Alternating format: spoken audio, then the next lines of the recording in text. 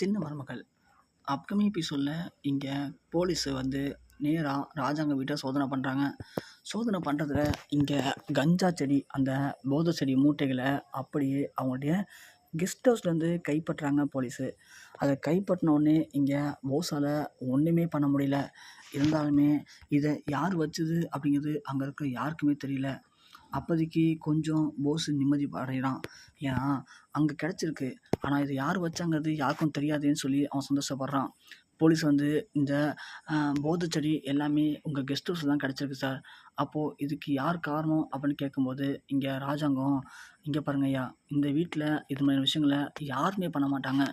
ஆனால் இதை யாரோ வேணும்னு வந்து எங்களை பழி வாங்கணும் அப்படிங்கிற நோக்கத்துக்காக இங்கே வச்சுருக்காங்க. அதுவும் குறிப்பாக இப்போது எலெக்ஷன் நடக்க போகுது. எதிர்க்கட்சிக்காரங்க வேணும்னே எங்களை பழி வாங்கணும் அப்படிங்கிற காரணத்துக்காக இப்படி ஒரு மோசமான வேலையை பார்த்துருக்காங்க. அதனால் நீங்கள் இதை நல்லா சோதிச்சு பாருங்கள். அப்போ தான் தெரியும் இதை யார் இங்கே வச்சுருப்பா அப்படிங்கிறது உங்களுக்கே கண்டிப்பாக புரியும். ஆனால் நம்ம வீட்டில் இருக்கிற யாருமே இதை இங்கே கொண்டு வரவும் இல்லை, அதை இங்கே வைக்கவும் இல்லை அப்படிங்கிற மாதிரி அந்த இடத்துல ராஜாங்கம் சொல்கிறாரு. உடனே சேதுவும் கொந்தளிக்கிறாரு. ஐயா, உங்களுக்கு யார் இந்த பிராதை கொடுத்தது? அந்த பிராது கொடுத்தவங்கள கூப்பிட்டு ஒழுங்காக விசாரிங்க. ஒருவேளை அவங்களே கொண்டு வந்து இங்கே வச்சுட்டு எங்கள் வீட்டில் இருக்கவங்க மேலே பழியை போட போகிறாங்க. எங்கள் வீட்டில் இருக்கிற ஆளுங்க யாருமே இப்படி ஒரு கீறுகட்ட வழியை கண்டிப்பாக எந்த ஒரு சூழ்நிலையும் பண்ண மாட்டாங்க ஐயா அப்படின்னு அங்கே சேதுவும் பேசுகிறாரு. சேது பேசுகிறத பார்த்து ராஜாங்கம் ரொம்பவே பெருமையாக நினைக்கிறாரு. பரவாயில்ல, நாம் என்ன பேசணும்னு நினச்சோமோ அதை நம்ம புள்ள ரொம்ப அருமையாக பேசிகிட்டு இருக்கானே அப்படின்னு. அதே தான் இங்கே அப்பத்தாவும் சொல்கிறாங்க. எந்த எடுபட்ட பைய இந்த ஒரு காரியத்தை பண்ணான்னு தெரியலையே அப்படிங்க. உடனே போலீஸ்காரங்க சொல்கிறாங்க, அந்த கெஸ்ட் ஹவுஸில் தங்கியிருக்காங்களே ஒருத்தவங்க, அவங்கள போய் அழைச்சிட்டு வாங்க அப்படின்னு சொல்லவும் ஏட்டியாக போயிட்டு அவரை அழைச்சிட்டு வராங்க. இவரை விசாரித்தா தெரிஞ்சிருப்பேங்க அப்படின்னு சொல்ல உடனே ராஜாங்கம் கேட்குறாரு, ஏய், இந்த மூட்டையில் கொண்டு யார் அங்கே வச்சது அப்படின்னு கேட்க அவன் திருன்னு முடிச்சிட்டு இருக்கான். ஏன்னா போஸு அன்றைக்கே சொல்லிட்டு வந்தார், இந்த மூட்டை இங்கே தான் இருக்கும், இதை யார் இங்கே வச்சா அப்படின்னு யார் கேட்டாலும் அதை பற்றி வாயை தரக்கூடாதுன்னு சொன்னார். அப்படி இருக்கும்போது எப்படி இதை பற்றி பேச முடியும்னு தெரியாமல் அவன் ரொம்ப அமைதியாக இருக்கான். உடனே இங்கே சேது நேராக ஓடி வந்து, அண்ணே இங்கே பாருங்கள், எதுக்கு பயப்படுறீங்க? யார் இதை இங்கே வச்சா? உண்மையை சொல்லுங்கள். இல்லை அப்படின்னா நீங்கள் தான் குற்றவாளின்னு போலீஸ் உங்களை அரெஸ்ட் பண்ணிட்டு போயிடுவாங்க. உண்மையாக நீங்கள் இதை இங்கே வச்சுருக்க மாட்டீங்க அப்படின்னு நம்பிக்கை எனக்கு இருக்குது. அதனால் உண்மையாக என்ன நடந்துச்சு அப்படிங்கிறத சொல்லிடுங்கண்ணே அப்படின்னு சொல்லவும் இங்கே அவன் அப்படியே போஸை திரும்பி பார்க்குறாரு. போஸை பார்க்க போஸுக்கு இங்கே ஒன்றுமே பேச முடியல. போஸு கண்ணை காட்டுறாரு. சொல்லக்கூடாதுன்னு சொல்லிட்டு. ஆனால் வேறு வழியே இல்லை. இங்கே இந்த உண்மையை மட்டும் அவன் சொல்லலை அப்படின்னா கண்டிப்பாக அவன் மாட்டிப்பான். அதோட ராஜாங்க ஐயா என்ன பண்ணுவார்னு அவனுக்கு நல்லாவே தெரியும். ஸோ நாம் இந்த பழியை ஏற்றுக்கக்கூடாதுன்னு சொல்லிட்டு வேறு வழியே இல்லாமல் அவன் உண்மையை சொல்கிறான். ஐயா, இது மாதிரி நேற்று திடீர்னு நம்ம போஸ் ஐயா காரில் வந்தாங்க. வந்த உடனே இந்த வீட்டில் யார் இருக்காங்கன்னு கேட்டாங்க. நான் அந்த வீடு காலியாக தான் இருக்குன்னு சொன்னேன். உடனே ஐயா காரில் மூட்டை இருக்குது, அது இறக்குன்னு சொன்னாங்க. நானும் இறக்குனேன். அந்த மூட்டையை எடுத்துகிட்டு போய் அது உள்ளே வைக்க சொன்னாங்க. நானும் வச்சேன் ஐயா. அப்போ கூட கேட்டேன், இது என்ன மூட்டைங்கன்னு கேட்டேன். அதெல்லாம் உனக்கு எதுக்குடா? ஸோ இந்த மூட்டையை மட்டும் நீ பத்திரமா பார்த்துக்கோ, நான் வந்து நாளைக்கு எடுத்துக்கிறேன்னு சொல்லிட்டு அமைதியாக போயிட்டாங்க ஐயா. மற்றபடி எனக்கு எதுவுமே தெரியாது ஐயா. இந்த மூட்டையில் என்ன இருந்துச்சுன்னு கூட எனக்கு தெரியாது. இதை வைக்க சொன்னது போஸ் ஐயா, நான் வச்சேன், அவ்வளோதான் அப்படின்னு சொல்லவும் இங்கே போஸை பார்க்குறாங்க ராஜாங்கம். போஸு அப்படியே என்ன சொல்கிறேன்னு தெரியாமல் அமைதியாக நிற்கிறான். ஐயோ பெரியப்பா, அது வந்துன்னு சொல்ல அப்பயே புரிஞ்சு போகுது போஸ் தான் இந்த காரியத்தை பண்ணியிருக்கான்னு சொல்லிட்டு. அதே மாதிரி போலீஸ் சைட்லேருந்து உங்களுக்கு யார் மேலே கம்ப்ளைண்ட் கொடுத்தான்னு கேட்கும்போது உங்கள் வீட்டு புள்ள போஸ் தான் இந்த விஷயத்தை பண்ணியிருக்கான்னு சொல்லி எங்களுக்கும் கம்ப்ளைண்ட் வந்திருக்குன்னு சொல்லி அந்த போலீஸ் சொல்கிறாரு. அதை கேட்டு இங்கே பயங்கரமாக அதிர்ச்சி அடைகிறாரு நம்ம ராஜாங்கம். நேராக சன்னியாசி கூப்பிட்றாரு. சன்னியாசி, அந்த கெஸ்ட் ஹவுஸில் இருக்கிற சாட்டை போய் எடுத்துருவா அப்படின்னு சொல்கிறாங்க. சன்னியாசியும் ஏன் எதுக்குன்னு கேட்காம அப்படியே போகிறாரு. ஈஸ்வரி ஓடி வந்து ராஜாங்கத்துக்கு காலை பிடிச்சி கெஞ்சுறாங்க. மாமா கொஞ்சம் யோசிங்க மாமா, கொஞ்சம் பொறுமையாக இருங்க மாமா, கண்டிப்பாக போஸ் அப்படி பண்ணியிருக்க மாட்டான் மாமா, இது யாரோ பண்ண சதியில் போஸ் இப்போ மாட்ட போகிறான் மாமா, தயவு செஞ்சு கொஞ்சம் பொறுமையாக நிதானமாக யோசிங்க மாமா, கண்டிப்பாக போஸ் பண்ணியிருக்க வாய்ப்பே இல்லை மாமா அப்படின்னு சொல்ல ஈஸ்வரியை பார்க்குறாரு நம்ம ராஜாங்கம். ஈஸ்வரி, புள்ளைய வளர்க்க தெரியாமல் வளர்த்துட்டு இப்போ வந்து என்கிட்ட கெஞ்சிரியா? உன் புள்ள பண்ண காரியத்துக்கு அவனை உயிரோடு விட மாட்டானா அன்றைக்கி அப்படின்னு சொல்கிறாங்க. இங்கே போஸு என்ன பண்ண தெரியாமல் திருதுன்னு முடிச்சிட்ருக்காரு. அப்படியே ஓடுறாங்க ஈஸ்வரி. போஸு, நீ பண்ணியிருக்க மாட்ட எனக்கு தெரியும்டா, நீ பெரியப்பாட்ட சொல்லுடா நான் எதுவும் பண்ணலன்னு சொல்லி.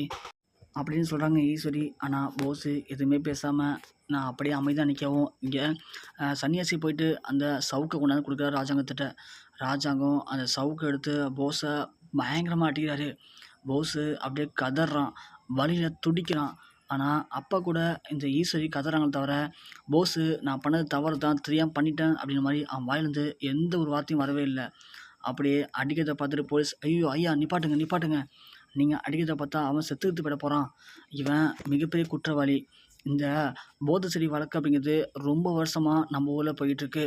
ஆனால் இதை யார் பண்ணுறா, எப்படி பண்ணுறாங்க அப்படிங்கிறது இது வரைக்கும் தெரியாமல் இருந்துச்சு. இன்றைக்கி தான் இவன் சிக்கியிருக்கான். இவனை வச்சு தான் இவனுக்கு யார் இந்த ஆர்டரை கொடுத்தா, எப்படி இதெல்லாம் நடக்குது அப்படிங்கிறத நாங்கள் பிடிக்க முடியும். அதனால் இவனை எங்ககிட்ட ஒப்படைங்க ஐயா. கண்டிப்பாக சட்டத்தின் கீழே எந்த ஒரு குற்றவாளியும் தப்பிக்க முடியாது. இவனுக்கு சரியான தண்டனையை நாங்கள் வழங்கி தரோம் அப்படின்னு சொல்லிட்டு போலீஸ் அவனை அழைச்சிட்டு போகிறாங்க. ஈஸ்வரி ஓடி வந்து ராஜாங்கத்தை கெஞ்சுறாங்க. மாமா அவனை காப்பாற்றுங்க மாமா, என் புள்ள தெரியாமல் பண்ணிட்டான் மாமா, அவனை யாரும் ஏமாற்றிட்டாங்க மாமான்னு சொல்லி எவ்வளவோ கெஞ்சுறாங்க. சன்னியாசி அப்படியே ஈஸ்வரியை எட்டி தள்ளி உதச்சிட்டு அவர்கிட்ட உள்ளே போயிடுறாரு. ஈஸ்வரி கதறி கதறி அழுகுறாங்க. இங்கே போஸ் அழைச்சிட்டு போய் போலீஸுங்க ஜெயிலில் தள்ளிடுறாங்க.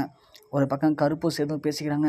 என்னம்மாம்மா இவன் இப்படி பண்ணியிருக்கான், இவனை சின்ன பையன் நினச்சோம், ஆனால் போய் போய் இந்த வேலை பார்த்துருக்கான், இதுதான் அடிக்கடி கிரிக்கெட் விளையாட போகிறேன், சினிமாவுக்கு போகணுன்னு சொல்லிட்டு போனானா இவன் அப்படிங்கிற மாதிரி இங்கே பேசிக்கிறாங்க. ஈஸ்வரியும் சித்ராவும் என்ன பண்ணுறதுடி, எப்படி அவனை வெளியே கொண்டு வந்து தெரியலையடி அப்படின்னு சொல்லிட்டு இங்கே பேசிட்டு புலம்பிக்கிட்டு இருக்காங்க. இவன் கோடீஸாக போகிறான், கோடீஸ்வரன் ஆக போகிறான்னு சொன்னான் பார்த்தியா, எனக்கு அப்போவே தெரிஞ்சு போச்சுடி. இவன் எங்கேயோ போய் மாட்ட போகிறான்னு நினச்சேன், ஆனால் இப்படி மாட்டிப்பான்னு சொல்லி நான் நினைக்கவில்லை சித்ரா அப்படின்னு சொல்லி இங்கே ஈஸ்வரி கதறாங்க. அப்போ தான் தமிழ்ச்செல்வி என்ட்ராகிறாங்க. என்ன அத்தை, என்ன ரொம்ப சந்தோஷமாக இருப்பீங்க, இன்றைக்கி ரொம்ப கவலையாக இருக்கீங்க, என்ன உங்கள் அருமை புள்ள போதை செடி வழக்கில் கைது பண்ணிட்டான்னு சொல்லி கவலையாக இருக்கீங்களா? உங்கள் புள்ள ஒன்றும் ரொம்ப யோக்கியெல்லாம் கிடையாது தெரியாமல் கைது பண்ணுறதுக்கு. அவன் அயோக்கியந்தான், புரியுதுங்களா? அவன்லாம் கைது பண்ணி உள்ளே போட்டு 6 மாதத்துக்கு கறி திங்க வச்சா தான் அவனுக்கு இருக்க திமிரு அடங்கும்.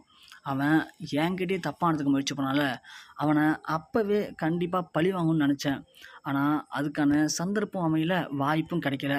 ஆனால் இப்போது தொக்கா மாட்டிக்கிட்டான் உங்கள் புள்ள. இதோட மட்டும் விட்டுற மாட்டேன் உங்கள் பிள்ளைய. உங்கள் புள்ள இன்னும் கணக்கு பிள்ளைகிட்ட என்னென்ன பிரார்த்தனை பண்ணார், அதோட உங்கள் பிள்ளைக்கு இன்னும் என்னென்ன மாதிரியான கெட்ட பழக்கம் இருக்குது அப்படிங்கிற எல்லா உண்மையையும் நான் கண்டிப்பாக வெளியே கொண்டு வருவேன். அப்புறம் அதுக்கப்புறம் தான் உங்களை பற்றின உண்மையும் கண்டிப்பாக வெளியே கொண்டு வருவேன் அத்தை. எப்படி சொன்னீங்க நீங்கள்? என் புள்ள தான் இனிமேல் எல்லான்னு சொன்னீங்களா? இப்போது உங்கள் புள்ளைய உள்ளே தள்ளிட்டேன்.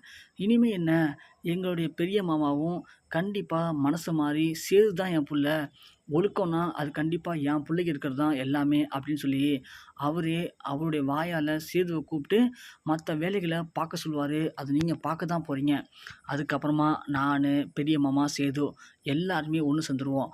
இந்த கெட்ட எண்ணம் பிடிச்சி இந்த குடும்பத்தை ஒட்டுமொத்தமாக வேரோடு அழிக்கணும், இந்த சொத்தை ஆட்டே போகணும்னு நினச்சிட்டு இருக்க பார்த்தீங்களா நீங்களாம், உங்கள் எல்லாரையும் அப்படி அப்படியே ஒன்று ஒன்றா களை எடுக்கிற மாதிரி எடுத்து இந்த வீட்டை விட்டு தூக்கி எறிய தான் போகிறேன், பார்க்க தான் போகிறீங்க அப்படின்னு சொல்லிட்டு தமிழ்ச்செல்வி ரொம்ப கெத்தாக அங்கேருந்து நடந்து போகிறாங்க.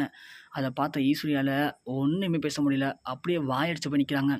ஒரு பக்கம் தான் புள்ள ஜெயிலில் போயிட்டான் அப்படிங்கிற கவலை ஒரு பக்கம், இன்னொரு பக்கம் இந்த தமிழ்ச்செல்விட்ட நம்ம தோற்று போயிட்டோமே அப்படிங்கிற அசிங்கம் ஒரு பக்கம். என்ன பண்ணுறதுன்னு தெரியாமல் அப்படியே இங்கே ஈஸ்வரி கூனி குறுகி போய் கண் கலங்கி நிற்கிறாங்க. எப்படி இந்த தமிழ்ச்செல்வியை பழி வாங்குறது, எப்படி நம்ம புள்ளைய வெளியே கொண்டு வரணும்னு தெரியாமல் தவிக்கிறாங்க ஈஸ்வரி.